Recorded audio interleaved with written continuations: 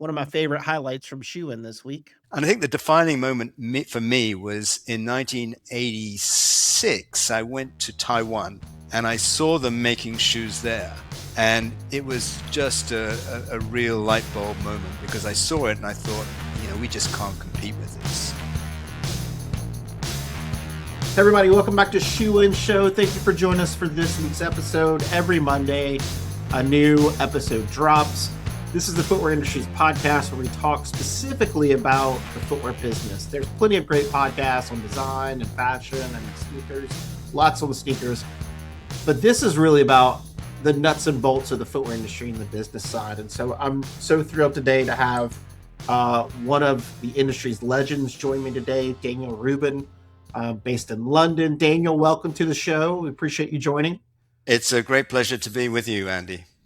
Yes, I've had the privilege of actually being with Daniel in his offices in London. So this is nice to reconnect in a way, in a virtual setting. But as we kind of go into this, one of the catalysts of this is you've reached your 50th anniversary in the footwear industry, which is a huge milestone. Congratulations. And you've, along the way, I'll share this for the folks who are watching, you've written a book about that journey. And I think it's so important to have this kind of cataloged for the industry and for the general public to understand the footwear industry better, and then the entrepreneurs within the footwear industry. And I think that's one of the things when I was reading through this, Daniel, that really struck me was like how entrepreneurial you are, and the focus around providing value to consumers. That really just struck me when I read this book. And I want to dig into that. But first, I want to give you the chance to talk about Dune as a company, where you are today, who you're serving, what kind of products you guys have. Yeah, well, that'd be interesting. So, I set up Dune in 1992, so quite a long time ago. We're based in London. 35% of our sales are international. We distribute through multiple channels. Clearly, online is really important for us. It's about 35% of what we do. That's with our partners. We have in the UK 50 shops. Most of those are full price, but some outlet. Internationally, we are big in the Middle East. We have over 60 stores in the Middle East. And I guess the principle when I set up the brand was very much this concept of affordable luxury, that we're making sort of quality shoes. Today, they have to be comfortable quality shoes, Right. Which sell for around $120, $150, but not compromising on the quality at all. We buy from multiple sources around the world. We deal with a comparatively small number of vendors, of suppliers. I guess about eight of the top suppliers supply 80% of what we buy. So we have a very close relationship with them. I mean, I've been, as you say, in the industry for 50 years. I started off as a manufacturer for 10 years. And then I was an importer, bringing in mainly from the Far East. And as I say, in 1992, I set up Dune. I guess the book is very much around change. Manufacturing, I used to be a manufacturer, but it was very clear that, manufacturing was going to leave the UK and move to the Far East. That was a big change. And it took me a long time, maybe too long, to recognize that change was happening. I guess the second big change was when I set up Dune, because we were supplying a lot of the multiple retailers with footwear, but we didn't have a brand, and we found that margins were getting squeezed further and further. And so that was really the sort of catalyst that made us set up Dune, because we wanted a brand, we wanted to establish a brand. At the time, a lot of the specialist shoe retailers were closing down. But they tended to be at the lower end of the market. And so we very much wanted to have a quality product, appealing to a fashionable woman. I guess we're not leading fashion. We're not, it's very accessible fashion. Right. But that's been the principle all the way through. And I guess where we are now is that we very much are in the process of becoming more of a global footwear and accessories brand. As I say, we have big distribution in the Middle East. We're in 30 countries around the world through franchise, different models. We are growing gradually our business in the States, which is super important for us. So it's an exciting time for the brand. We really think there are opportunities out there. A lot of our competitors have closed down. Hmm. It's a very tough market out there, Yeah. very competitive. But yeah, we feel that we have now the confidence, the identity in order to really see substantial growth over the next few years. Yeah. So let me say that. So again, Daniel's book is Soul Survivor. In the States, you can get it on Barnes and Noble. I think anywhere at this point you can find it on Amazon. Whether that's good or not, I don't know. But you can find it on Amazon, and I think and most booksellers in the UK and elsewhere also also have this. I thought it was a really good page turner, Daniel. Where I want to start with the question of your journey in 50 years was your dad said, "Don't do it." Your dad said, "Don't work in footwear." No, he wanted me to be an accountant, Right. and I was bad at maths. I really was. But in those days, you listened to what your dad said, and I did become an accountant. I spent sort of 3, 4 years qualifying, and remain as an accountant because, as you say, he always said, manufacturing's not easy. So I was in banking, I was in a demolition company, and then my father wasn't. I was getting to 30 years old. My father wasn't that well, and so I decided that demolition wasn't for me. So I went to join him, and I stayed. That was in 1976, and 50 years later, I'm still here. Still here. Um, but look, I think his advice. I mean, there's and the shoe business is tough. It's Yes. difficult, isn't it? The stock you have to hold, the lead times, taking up a third of the store with stock. I mean, it's a difficult industry. But having said that, I found it massively enjoyable. I've met some great people, built some good relationships, and it's a great product. I mean, even though I'm an accountant, my passion is all about the product. I mean, I love the product. It's architectural, it's interesting, it's constantly evolving. So yeah, that's how I got into the industry. Yeah. But yeah, Well, what might I yeah. I'll tell you this. I love the opening pages. The opening pages focus on the difficulties of the product, and you do so well to explain how it's not clothing, right? How much more difficult it is than clothing. It can't be a millimeter off, whether you feel it. You have to have more stock sizes. The performance is different. The needs different. I thought as soon as I started reading that, I was like, "Oh, this is going to be a good book." Like this is what we've been talking about for so long, to retailers, to policymakers on regulations, to all these different things about how unique of a product it is. But I also thought, in some ways, your story is very unique, and in other ways, I like was reading it and I was like, I've broken down in China before on the roadway. You talk about like breaking down and being in the pouring rain. I've broken down in China before as well. Like so, those sourcing stories you kind of like see. What I thought was unique was so now you have four generations of your family. You got a bookend of your grandfather, and then now I think your family. I saw like where your daughter was actually collaborating with Dune on some designs and some product. But Into the shoe trade, though. yeah, exactly. But your grandfather arrives penniless in London, being tricked, thinking he was going to America. So That's right.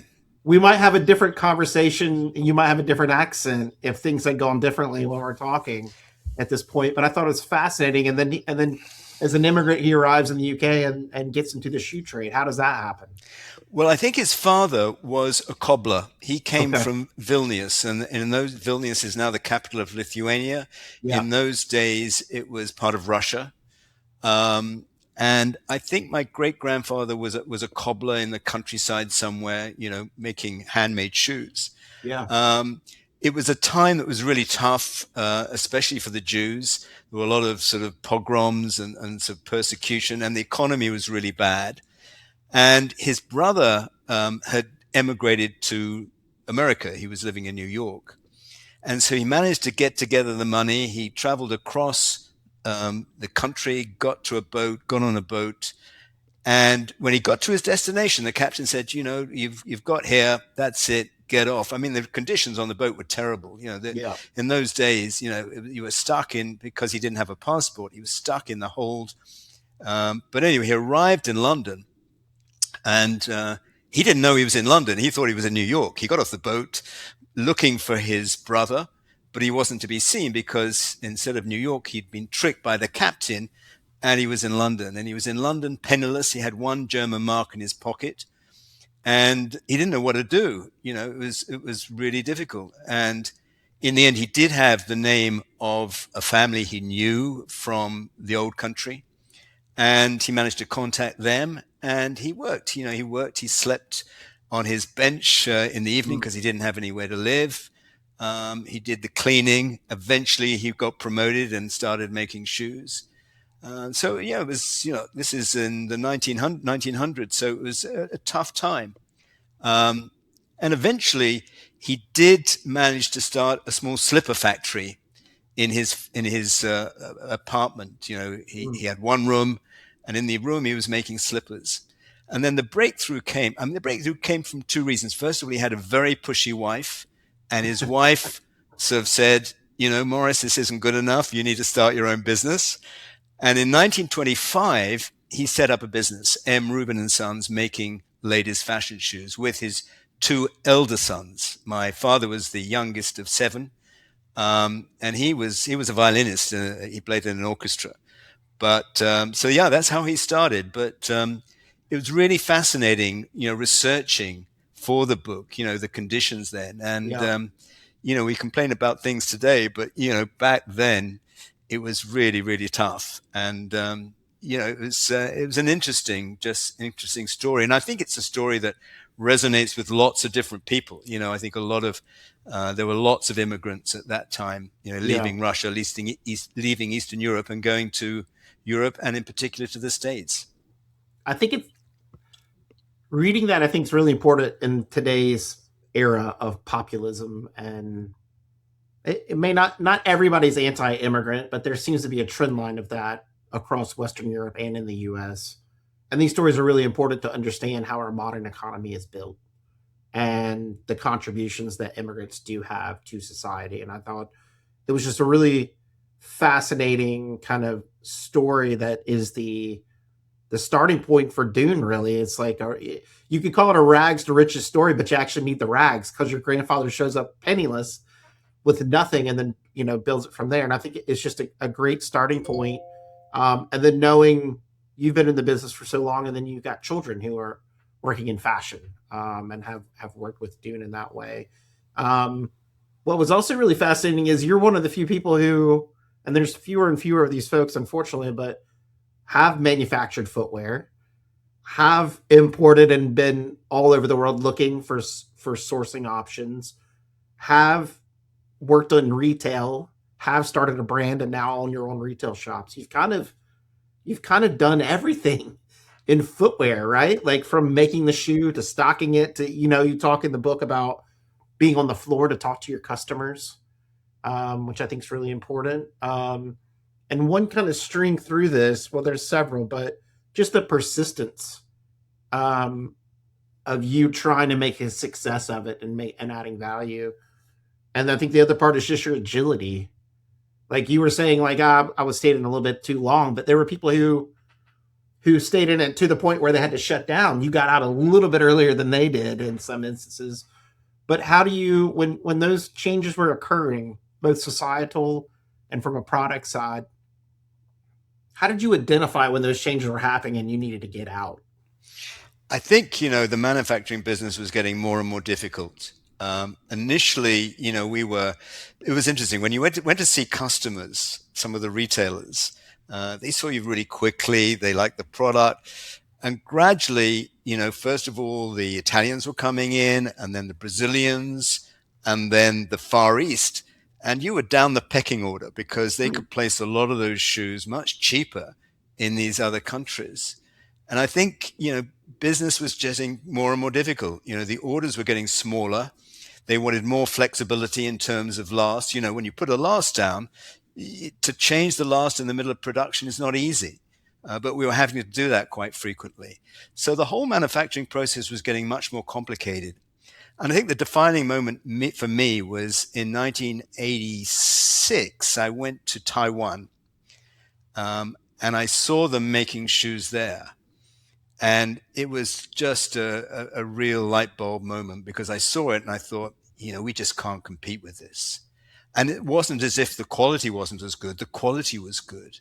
Mhm. And it wasn't, we had some very temperamental operators on the shop floor, people from all over Europe coming in, and, throwing Mhm. lasts around and one thing or another. You went there, it was very disciplined. And I think I was just struck by the quality and the consistency. So at the time I had a partner. I came back and I said to him, Len, we just can't continue with this. It's going to come to an end. He was a lovely guy, but he was a manufacturer through and through. And he continued for another 2 or 3 years until he finally closed it down. But I think we just didn't have a choice at that stage. It was Yeah. so obvious that shoe manufacturing was going to leave the UK. And we were in London, and London was even more expensive than some of the other areas in the UK. So, yeah, we just had to get out of it. And, I at that stage, I had a decision. Do I stay in footwear or do I try something else? A lot of my friends went into property or finance. Right. I stayed in footwear, and started importing. And I must say that's mostly the most enjoyable part, because I was traveling all around the world. To China at the time, it was Taiwan, but then it moved to briefly to Indonesia, and we went to the Philippines, we went to Yeah. Vietnam, and finally we ended up in China. So that was really interesting, going all around those places at an early stage of China was just opening up at that stage. Yeah. So You were you talking a felt little. like a bit of a pioneer going into China, Yeah. in those days. But yeah, it was fascinating. Yeah. You were talking about the roads weren't really built. Like the conditions. You were writing at one point where you had eaten something you probably shouldn't have, which same with me. Didn't know exactly what I was eating. I wish somebody had told me, but didn't. But I think a lot of those stories kind of resonate. I think with footwear people who have been to factories and sourcing locations like that even today. But the relationships you talk about in here, I would say there's several. Again, there's several things I read about this. One is you're very good at being opportunistic and seeing what's changing and trying to make the change with it. You're really focused on quality. So your product today is unbelievably high quality. There are several times in your book where somebody was saying if you make these changes, you could save 50 pence, a dollar, whatever. And you were like, we can't compromise on the quality because that's what we're all about. Um, but the other one really for me, like to me, Daniel, and I'm just speaking, having someone who read this and a fan of the book, is it's kind of a love letter to everybody you've worked with. It's an acknowledgement letter. Like you really go deep into, like, you don't claim any wins on your own. You're like giving credit to all the people you've worked with over all these years, and it speaks a lot to your character, I think, and to the fact that Dune's still going and growing, of what you built, kind of a culture at the company. And I doubt you would say this because you're a humble person, but I think it's a really lovely book about all these people and relationships you built along the way, and really enjoyable. Well, that's very kind, Andy. Look, I think the relationships are just so important. When we really found that out was during the pandemic. Yeah. During the pandemic, it was tough. We were making dressy type shoes generally. Everybody was wearing trainers or slippers at home. Um, and we had such fantastic support from our suppliers. And I think that support was mainly based on relationship. I'd known these people for a long, long time, and they trusted me and I trusted them, and they understood my problems and I understood their problems. And together we managed to get through it. And I think that really defined for me the importance of relationships. It's not a transactional thing. It's Right. about understanding people. And it makes a massive difference, I think, too. But also, it's hugely pleasurable. I mentioned the book, meeting people, going out to eat, talking about food. They like talking about, the men like talking about football, but everybody likes talking about food and, experiencing the different food in the different countries, in Vietnam, in India, in Brazil, in Italy. I mean, that was fascinating. So, yeah, that was a really enjoyable time. And I think it was a great opportunity to meet some really, really nice, inspiring people. I think the thing about footwear is it's tough. And I think it does breed a group of people that are resilient, that Mm, really do sort of put their heart and soul into making those shoes. I remember going to factories in Italy, 9 o'clock at night, 10 o'clock at night, they're still there. They're still making those samples. They're still, improving the shoes. And I think it's that dedication to making the product really good, which I found really fascinating and enjoyable. yeah. What, and as people read this, they'll learn more about all of this in detail about your pathway to where you are today with Dune. But there was a decision you had to make that you talked about in the book where you were an importer, your margins are getting smaller, you had more competition, and the story is the same today, right? Different eras, same story from a lot of people.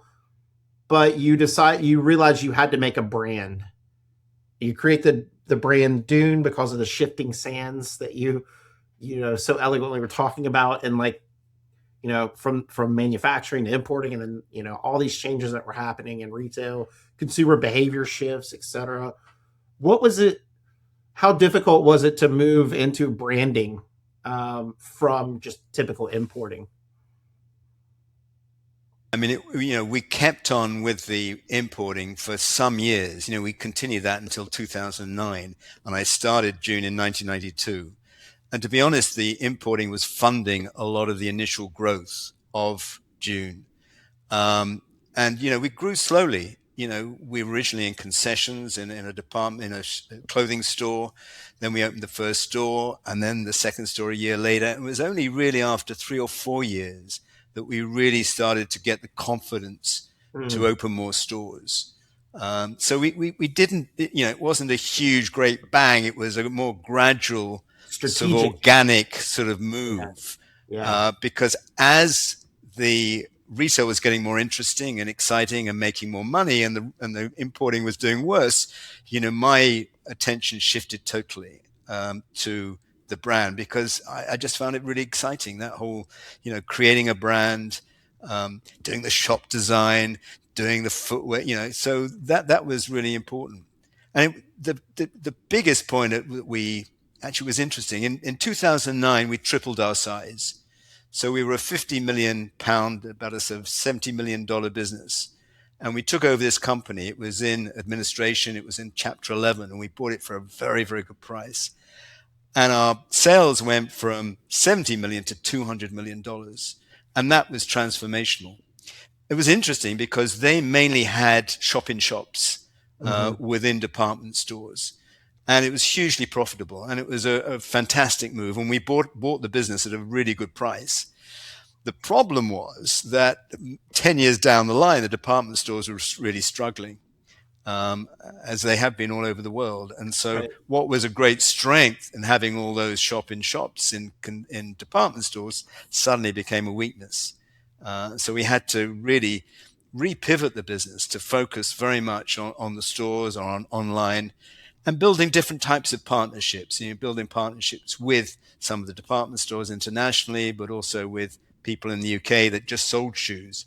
I mean, Yeah. that's the other major change, is that the shoe specialists have declined, and now everybody is selling shoes.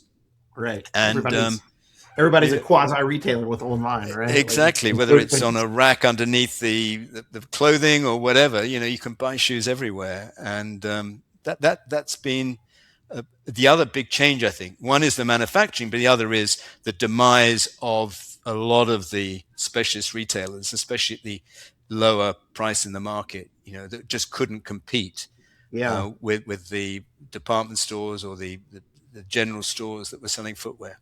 Yeah, I like the fact that when you're talking about your story, you're intertwining your business knowledge into this, because you could see like that's why I think it's a really good personal narrative and an acknowledgement of all the people you've worked with. I think it's wonderful, but also for me, picking up a lot of things. Right, I'm watching, as specifically about the brand, because you balance the decisions. Right, you still were an importer, helping fund the brand. You just didn't go for a loan and sell your equity. You talk a lot about that in the book.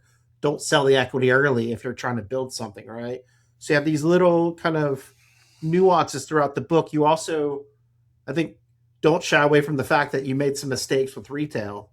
So you made some mistakes in the US, you made it overseas, and what I thought was really interesting, you were talking about like in the Middle East, like you missed the product because the climate was different than it was, maybe in China, where they were just a different kind of culture, a different thing, and how you learn from that. And I think you're now starting to grow significantly in the U.S. And I'm just wondering, you mentioned setting up a store in New York and just missing kind of the je ne sais quoi of pushing into the market. And I'm wondering now, all that knowledge, and I think people reading this will appreciate the fact that you keep coming back, right? You keep getting up and moving on. But I got to think it makes your business stronger when you start to realize all these things and the nuances to make the product better and place better. I think that's right. I mean, one thing I have discovered, certainly shoe stores are difficult. Yeah. The economics, especially somewhere like the UK, where rents are high, but we also have what's called a rating system, which adds another 50% onto the occupation costs. So, it isn't easy being a specialist shoe retailer and make a lot of money. I mean, we make more money, I think, mostly out of our outlet stores than we do out of our full price stores. So stores are difficult. I think we need stores, definitely. But our Mm. strategy is very much is to go for really good stores in high footfall locations. So they really are sort of adverts for the brand. So I think that has very much changed. I suppose if I had to recall one of the biggest mistakes, it's certainly opening stores maybe, too quickly in the wrong locations. And that is expensive. Yeah. I think I've learned that lesson. So going into the States, we won't be rushing to open a store. We're certainly working much more on a wholesale model, on a marketplace dropship model, on our own website. So I think we certainly won't be opening stores anytime soon. And if we do, I think there'll be flagship stores. I think there'll be more, to really get the full sort of width of the brand and sort of make a brand statement out of the stores. Yeah. Um, but yeah, I won't be opening many stores quickly because you know they are difficult. Yeah. I think you just need to be more selective. Um, look, in the past, I thought I did my homework. I thought I did my due diligence, but you never really know. And I think now, especially with online and different places you can buy footwear, I think stores are difficult. I don't know whether it's the same in the States. I'm sure there are retailers doing really well on footwear stores, but for us, the growth is less about stores, more about partnerships, about online concessions, Yeah. different type of models. And I think that's the point that really I try to get across in the book is the complexity now. When I started in 1992, it was easy. There was one store, and everybody went to stores. They were packed because they couldn't buy anywhere else. Right. Now the choice that consumer has is so wide in terms of where you can buy your shoes that it's put pressure on stores. Yeah. Um, Well, you guys yeah. have a good business with Nordstrom and several good partners in the U.S. You're more and more showing at Fanny. So you're showing up to the market. People know more and more in the U.S. about Dune, both in the industry but also consumers. So it seems like whatever your strategy is to deploy in the state side is working pretty well so far. It is. I mean, I think the encouraging thing is the sell through of our product is really, really strong. You know, we're seeing massive increases there, which is very encouraging because it gives us the confidence if the stock that we're supplying is actually selling. I think we've still got a long way to go. I think marketing is hugely important. We've been very successful with celebrity endorsement of our product. Hmm. Having people like Katie Holmes or Jennifer Aniston wearing our product has really helped raise our profile in the States. The unfortunate thing is sometimes we haven't had enough stock in market to really maximize on the sales, but hopefully we're in the process of dealing with that. But yeah, no, we have a good team in the States. We're really committed to it. We're going to all the fanny fairs, definitely. So yeah, it's a hugely competitive market, but it's 10 times the size of the UK. It's doing really well. There may be lots of Yeah. hiccups on the way, but if you look at how the States is performing compared to the UK and Europe, is performing really well. So it's a very, very dynamic market, and it's certainly very near the top of our list of where we want to grow. Um, you know, as you say, we had a difficult experience about sort of 8 years ago where we got it wrong. I think we've learned a lot of those lessons. And I think now as a brand, we're in a much better position to really sort of to take advantage of where we are. Yeah. So tell me today, you have for several years now, you've had a full time CEO. You're still very involved in the business. How often are you coming into the office? Are you still in the meetings, the line meetings, looking at the product? I know you are.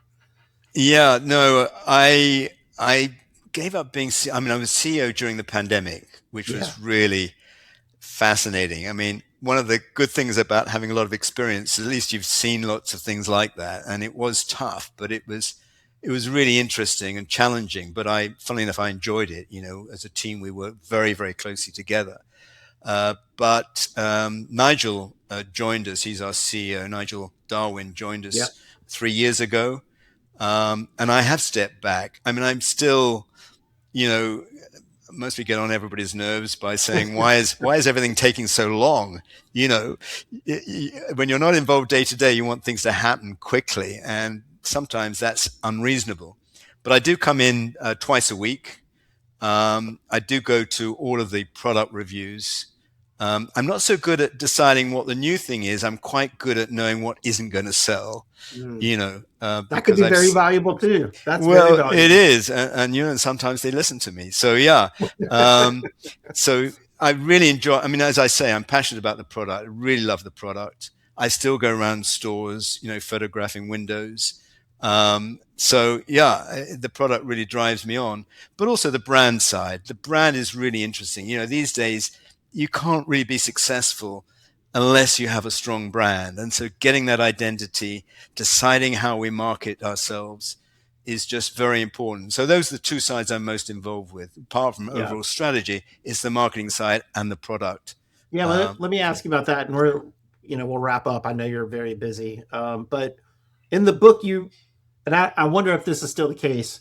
You had three consumers you talked about. You gave them names. It was like Sally. There was a couple of names, and it was like someone who occasionally shops Dune, someone who always shops Dune, someone who sporadically, etc. Like, is that still the case? Are you still categorizing that way and talking about? I just thought it was creative that you guys find a name, we to did. That was a little while ago. We had sort of Sally was the entry price. She bought during sale time, but she aspired to buy June, but maybe bought a cheaper brand. Our core customer, she likes fashion. She's not fashion forward necessarily, but she really likes fashion. And then the Amber, who was our fashion forward customer, who only popped into June when we had something that was really special. I think there is a similarity today. I think today maybe it's more complicated. I think we do a lot of men's shoes as well as women's, and I think the profile there is slightly different. But yeah, look, being in touch with the customer is absolutely critical, and understanding the customer. And I think we do. I mean, especially through our retail team, who are really valuable in terms of feeding back information around our customer. And of course, online, it's much easier to get information. And now with AI as well, you can profile your customers much more accurately. You can personalize the offer you give to them much mm, better, much more relevant. So yeah, it is all about the customer. yeah, And I think one of the things we need to do, and I think always need to do, is sort of listen to the customer, get feedback from them, so that we're constantly giving them what they want. yeah. Yeah. Well, 50 years on from where you were, now we're talking about AI, but it still goes back to that customer, doesn't it? And the product. I think that's right. I think the basics of having a great product, really good customer service, and a really great environment, whatever changes there may be in Right, technology, right. those are sort of fundamentals that just won't change. Yeah, I If think you go into a store and you get bad customer service, you won't go back. true. If you go into a store and you really don't like the product, you won't go back. So, you may have all the AI tools that are available, but if those fundamentals aren't in place, I think you're going to struggle to be successful. Yeah, and I think in the book you mentioned that you're like, don't overcomplicate business sometimes, right? Like that's a key thing that you talked about is like we can overcomplicate it. We can have all the data, we can have these charts, we can do all this, but it does go down to product and people in many ways. I think it does. Look, maybe I'm sort of behind the curve on the technology side. There's no doubt that AI is making massive differences throughout the business. But, I think there is sometimes the danger of, as you say, of overcomplicating and saying, if you don't have the product right, you're dead in the water. You've just got no chance. And the number of businesses I've seen that haven't been successful is because maybe the people that were involved in the product has left, as private equity has come in, Yeah, most of the people I know that have been successful are still around. And there are a lot of them in the States. They are product people. They really are passionate about the product. So for me, that is the number one priority. Obviously the customer, but it's getting that product right is absolutely crucial. yeah. Well, Daniel, Soul Survivor, a wonderful book. It was a fascinating read. Again, I think people from the industry, when you read it, you'll have the stories may be a little bit different, but the thread is very similar for a lot of folks in the industry. I think of going overseas and creating an import business, dealing with retail today. You talk about COVID. I know Brexit was really tough, and the conditions from that. So, like, I think the external impacts may be increasing in speed. Um, but you talked about all these different shifts and changes, and I think it's just a really good book about being agile and opportunistic and focused on quality and the customer. I think you're absolutely right about the external factors. In the UK, we did have Brexit, but there's the wars, affected our shipping. There was the financial crisis back in 2009 where, the pound sunk against the dollar. I think it's been those external factors that have made business people have to be really resilient now, Yeah, and react to external factors that have been bigger. I think, the tariffs, who expected that? I mean, you've had to rethink maybe some of your sourcing. So I think that is the biggest unknown, isn't it? And it's, as I say, you've just got to be prepared to respond to it, yeah. It's and the be agile, as you say, as well. Yeah. Yeah. Sometimes I think it's the attitude as much as the business, strategy, of having the right attitude to say, we'll bounce back. And you talk a lot about that in the book. There were a lot of challenges you had, but you're constantly bouncing back. Yes. Um, but again, Soul Survivor is the book. Daniel Rubin, founder of Dune. You can find Dune in the US at Nordstrom stores, online. Just type in Dune and take a look. Their Instagram feed is beautiful. They have really great visuals, really good branding, really great product, growing product. For folks in the industry who'll be coming into Fanny Market Week in June, August, and December, I think you'll probably be showing all three or at least several of those. Definitely. Super important. Yeah. Yeah. So you'll be able to meet their team there, and I would encourage you to stop by and just take a look at their product, and see what it is, because I think people will be quite pleased. And as Daniel said, sell through in the U.S. is going really well for them because they're doing everything for the right reason based on quality and the consumer. But Daniel, thanks for taking the time.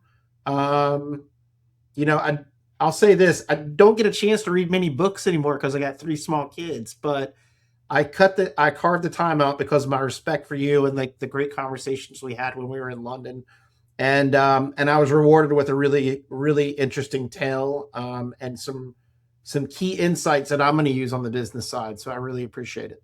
Well, that's very kind, Andy. I really appreciate that. That's a very good endorsement. I couldn't ask for more. All right, folks. Well, thanks for listening to this week's Shoe and Show with Daniel Rubin, industry legend. Every Monday, new Shoe and Show drops. I'll encourage people to go to shoeandshow.com for our full catalog.